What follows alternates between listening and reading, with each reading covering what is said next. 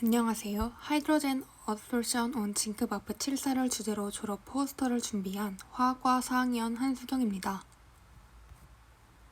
다음과 같은 내용으로 발표를 진행하겠습니다. 먼저 메탈 오거닉 프레임워크 이하 마프는 금속 이온이나 클러스터가 유기 리간드에 배위된 다공성 물질입니다. 마프는 기체의 정화와 분리, 저장, 수질 정화, 촉매, 전도성 고체, 슈퍼 컴패시터와 같은 역할을 합니다. 넓은 표면적과 높은 다공성을 갖는 마프는 흡착 분야에 활용되며 본 연구를 통해 기체 저장 물질로서의 적합성을 확인하고자 합니다. 선택한 기체는 하이드로젠입니다. 탈탄소화를 위한 온실가스 저감 및 화석연료의 점진적인 대체를 위해 친환경 에너지의 사용이 요구되며 원료가 풍부하고 연소 시 부산물을 거의 발생시키지 않는 하이드로젠은 에너지원으로 적합합니다. 그러나 산업용 연료로 이용되는 하이드로젠은 대개 기체를 고압으로 압축해 저장하며 저장 용기의 강도와 부피, 수송 과정에서 안전과 직결된 문제를 가집니다. 따라서 이의 보완을 위해 마프를 이용한 저장을 제안하였습니다.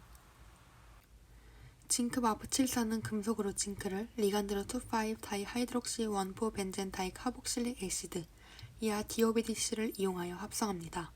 징크 마프 7사는 징크 2 DOBDC의 조성을 갖는 반복적인 크리스탈라인 익스텐디드 스트럭처로 오른쪽 아래 3차원 그림과 같은 니들 형태의 구조를 가집니다.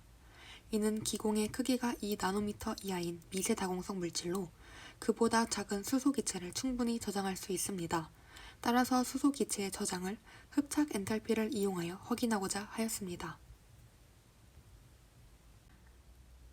다음은 합성 과정입니다. 먼저 징크 나이트레이트 사수화물과 DOBDC를 2대1로 하여 2프로파놀 증류수 DMF에 녹인 후 바이아를 밀봉하여 105도 오븐에서 하루 반응시키는 용매열 합성법을 이용하였습니다. 합성한 화합물은 그림 A에서와 같은 노란색 결정 모양입니다. 광학 현미경을 이용하여 그림 BC에서와 같은 니들 스트럭처를 확인할 수 있었습니다. 다음으로 징크 2 DOBDC DMF2에서 Coordinatively Unsaturated Sites에 DMF를 제거하기 위하여 증류수를 가한 뒤 물 분자로 치환하여 징크 2 DOBDC H2O2를 얻었습니다. 치환한 물 분자를 제거하기 위해 시료를 흡착셀에 담아 슈링크 진공 라인에서 150도까지 12시간 액티베이션하여 징크 2 DOBDC를 얻었습니다. 동적 기체 흡착 분석기를 이용하여 77켈빈에서 징크 마프 7사의 질소 흡착 및 탈착을 진행하였습니다. 베트 표면적과 랭뮤어 표면적은 각각 1019제곱미터/g, 1050제곱미터/g, MP+로 확인한 DP4 사이즈가 0.7나노미터임을 확인하였습니다. 왼쪽은 동일한 시료 A의 흡탈착 그래프, 오른쪽은 왼쪽 시료와 재합성한 시료 B의 비교 그래프입니다. 징크 마프 7사는 공기 중 오랜 기간 보관 시 구조가 무너지므로 수소 흡착을 위해 재합성을 진행하였습니다.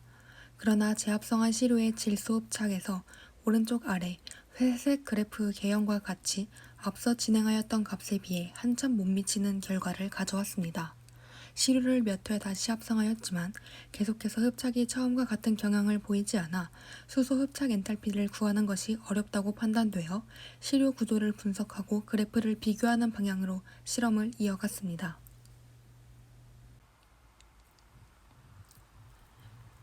재합성한 시료의 질소 및 수소 흡탈착 그래프입니다.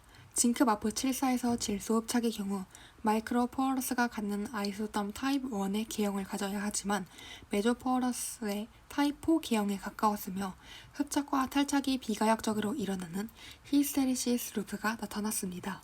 이는 포어의 크기가 정상적으로 만들어지지 않았음을 의미하며 구조의 무너짐도 예측되었습니다. 수소 흡착의 경우는 비교적 타입 1의 개형에 가까웠지만 두 결과 모두 기대했던 값보다 흡착량이 매우 작았으며 포어의 내부 혹은 구조에 문제가 있다고 예측되었습니다. 다음으로 구조 분석입니다. 왼쪽의 그래프가 A, 오른쪽이 B의 XRD 패턴입니다. 징크 마프 7사에 알려진 HKL 면지수를 이용해 얻은 검정색의 시뮬레이티드 패턴과 비교하였습니다. 치환 전의 패턴을 빨간색, H2O 치환 후 패턴을 파란색, 액티베이션 후 흡착을 진행한 시료의 패턴을 초록색으로 나타냈습니다. 시뮬레이티드 패턴과 비교 시 A와 B 모두 동일한 위치에서 피크를 확인할 수 있었으며 이는 동일한 구조를 가짐을 의미합니다. 금속과 리간드의 질량비 및 열 안정성을 알아보기 위하여 TGA 분석을 진행하였습니다. 마찬가지로 왼쪽이 A, 오른쪽이 B의 결과이며 각 단계마다 비슷한 개형임을 확인하였습니다. 다음 슬라이드에서 더 자세하게 살펴보겠습니다. 왼쪽은 물 치환한 징크2 DOBDC H2O2의 A와 B 그래프의 비교입니다. 중량 손실이 나타내는 구간이 거의 일치함을 확인할 수 있습니다. 먼저 첫 번째 감소 구간은 오픈 메탈 사이트에 배위된 분자의 증발로 보입니다. 그 후 그래프가 안정하였다가 두 번째 감소 구간에서 징크 마프 74의 기본 골격에 해당하는 35.9%가 감소하였으며 징크 옥사이드가 34.8% 남았음을 확인하였습니다. 이는 1.03 대 1의 비를 가지며 징크2 C8H2O6와 2 징크 옥사이드의 중량 환산 비율인 1대 1과 거의 일치함을 확인하였습니다.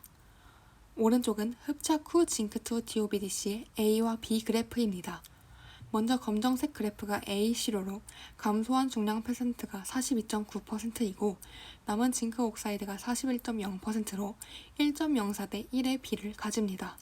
B 시료는 빨간색 그래프로 46.8% 감소하였고 45.5%가 남아 1.03 대 1의 비율을 가지며 1대 1의 비와 일치하였습니다.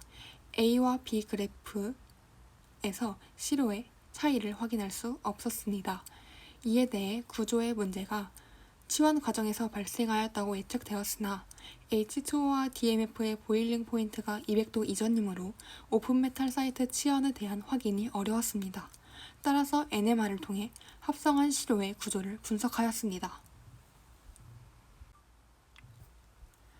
다음은 A 시료의 HNMR 결과입니다.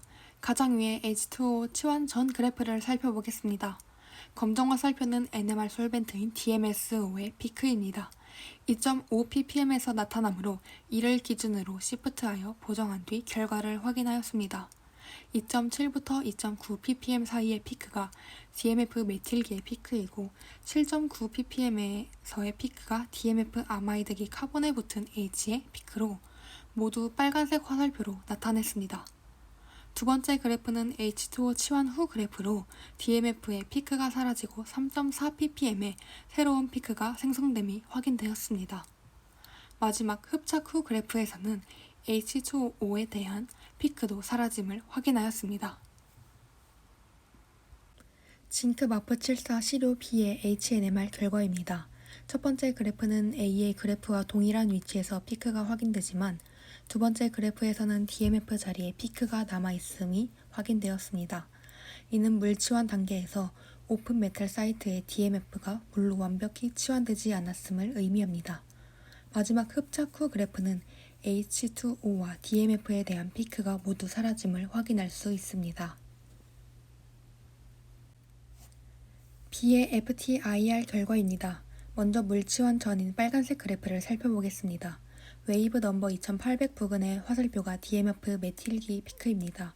또한 검정 박스로 표시한 1600 부근에서 왼쪽이 DMF의 카본일기, 오른쪽이 DOBDC의 피크입니다. 다음으로 파란색 그래프를 보면 아래 3400 웨이브 넘버에서 물에 대한 하이드로폭식이 밴드가 나타나며 DMF가 물로 치환되었다고 예측 가능하나 파란색 화살표로 나타낸 1600 부근에서는 여전히 DMF에 대한 피크가 확인됩니다. 따라서 DMF가 전부 물로 치환되지 않았음을 알 수 있었습니다.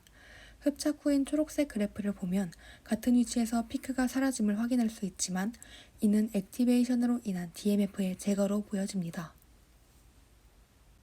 이전에 깔끔하게 얻은 빨간색의 그래프와 비교해보면 확연히 왼쪽의 그래프는 동일한 지점에서 피크를 보이는 반면 오른쪽 그래프는 화살표 부분에서 위에 빨간 그래프와 달리 DMF의 CO와 CN 본드에 대한 피크가 남아있음을 확인할 수 있습니다.